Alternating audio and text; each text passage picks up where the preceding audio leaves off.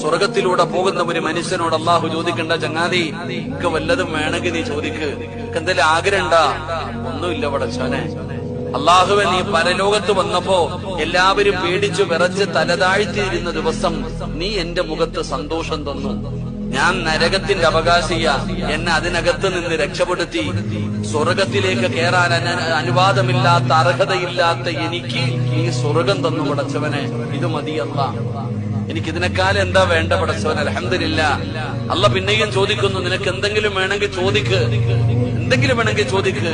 ആ സമയത്ത് പറയുന്നു, പടച്ചവനെ, ഉപ്പയെ കണ്ടു, ഉമ്മയെ കണ്ടു, കൂടപ്പുറപ്പിനെ കണ്ടു, മക്കളെ കണ്ടു, ഭാര്യയെ കണ്ടു, ദുനിയാവ് കണ്ടു, അസ്രായിലിനെ കണ്ടു, ഖബറ് കണ്ടു, മലക്കുകളെ കണ്ടു, മഹ്ശറ കണ്ടു, സിറാത്ത് കണ്ടു, മീസാൻ കണ്ടു, പ്രവാചകന്മാരെ കണ്ടു, സ്വർഗം കണ്ടു, നരകം കണ്ടു, എല്ലാരെയും ഞാൻ കണ്ടു പടച്ചവനെ.